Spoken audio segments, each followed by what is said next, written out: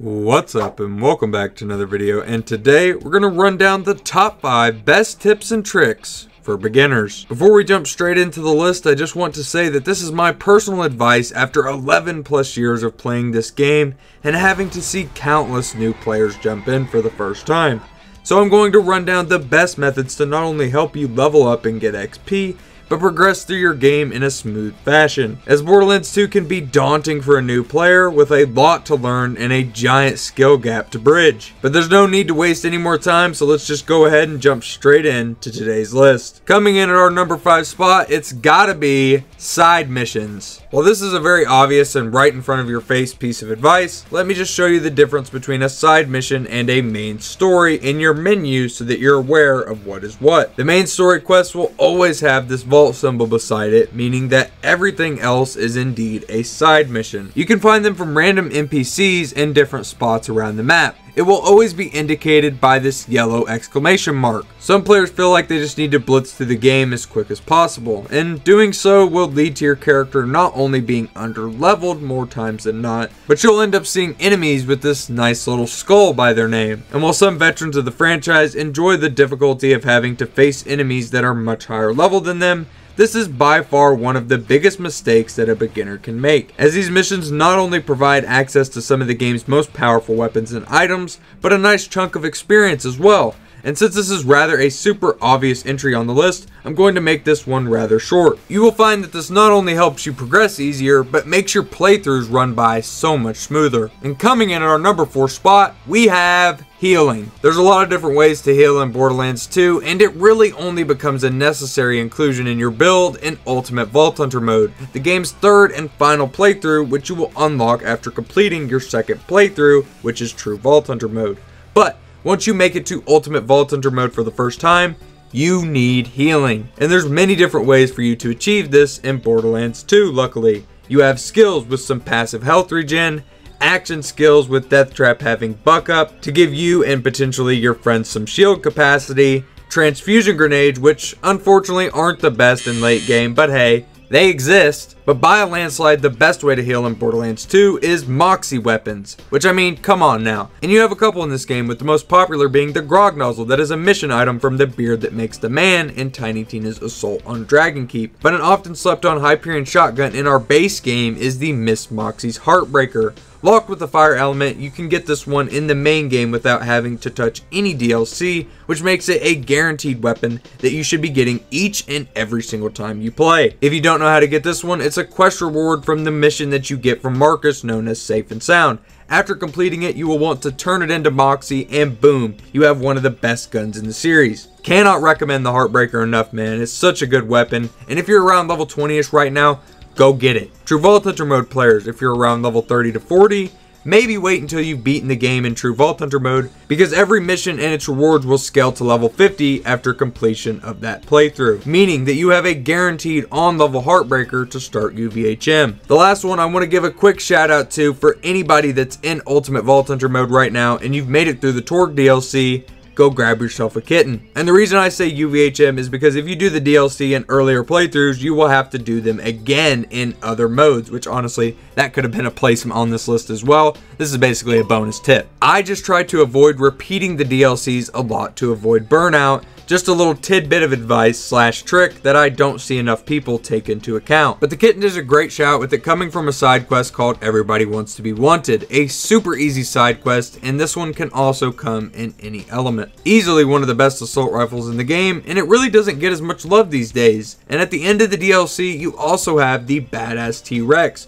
who also has a chance to drop you the slow hand shotgun, which is also a really good option that no one seems to talk about in terms of healing in Borderlands 2. But that should give you a pretty good idea of what your best pieces of healing gear are. Coming in at our number 3 spot, and this is an easy one to tie back to our number 4 that we just discussed, and it is save your gear. While I often am the person to just sell off my old gear, as I don't really mind the farming in Borderlands 2, let's just say that you get a flying sandhawk that's level 30 or 50, with a nice element, matching grip. Okay, maybe don't sell that shit. Throw it in Claptrap's secret stash, which can be unlocked by doing a short mission that you get from Clappy himself. I definitely recommend unlocking it as soon as possible in your playthrough right after reaching Sanctuary, just for some easy XP. But whatever items you've grown attached to and maybe even out-leveled and you're not using it anymore, whether it's a high absorption chance sham or a low fuse quasar, there's a lot of items in this game that you may want to preserve for future playthroughs, just to also try and cut back on that repetitive farming if that's not your thing, as it's a big reason some new players will burn out or just completely avoid the game altogether. They get tired of farming the Unkempt Herald over and over again, which brings me right into our number 2 spot. And coming in at our number 2 spot for the top 5 best tips for new players,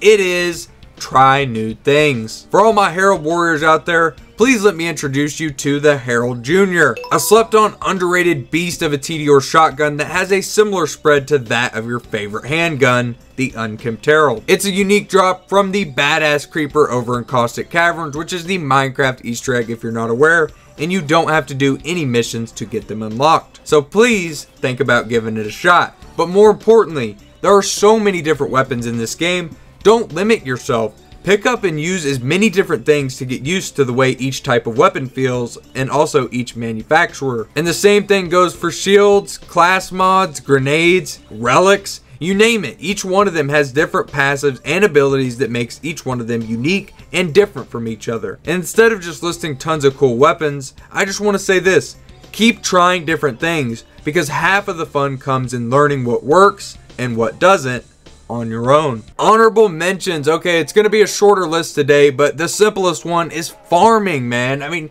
just farm your gear, and I know that's going to be hard for some of you who don't like to kill, the same boss over and over again, but farming is a huge aspect of Borderlands 2, and you may as well just go ahead and suck it up now. You're gonna have to do it at some point. The barrel technical, and okay, this is another simple one. If you did not know, the fastest car in the game is the bandit technical that throws the barrels. For whatever reason, it just moves faster than the other 2 vehicle options in the game, whether it's the normal bandit technical with its normal attachment, or the runner with the rocket launcher, or the runner with the machine gun. Both of them are outclassed by the barrel technical. Another simple one for the honorable mentions is no power leveling. Just don't power level your characters. If someone's recommending you to get power leveled, they're trying to, run you through up to level 80 or some shit, or they're trying to glitch you or do something, just say no. Just play the game on your own. Just trust me on that. And the last honorable mention is respec often.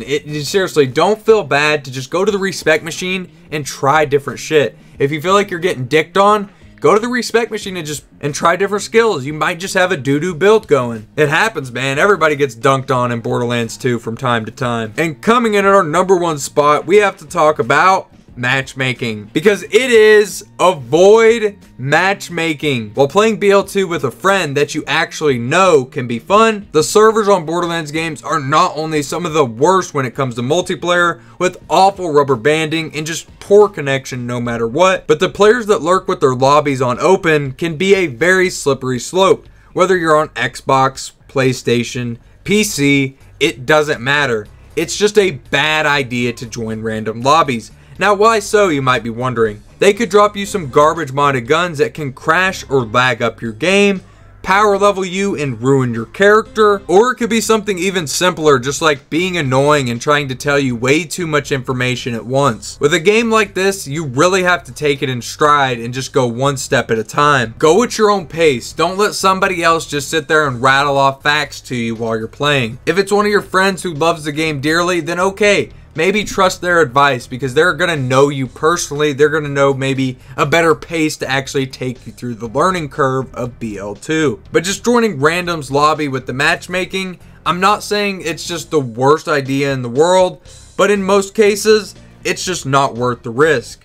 Play at your own speed, and don't let some moron come in and try and tell you how to play. Play however you feel is correct, and if you feel like you suck, check out some of the guides on the channel that I've got in a playlist. And hey man, good Google's pretty nice too. But that's gonna do it for me today, guys. Just please, for goodness sake, avoid matchmaking at all costs and destroy your way through Pandora. If you have any tips for new players, please leave them in the comments below, or let me know which one you think is the most important. And if you're a new player and maybe you didn't take anything away, maybe check the comments. There might be some good advice for you down below. But just remember this, I love you all to death. Please take it easy out there. Stay safe. Maybe give me a follow on Twitter if you would.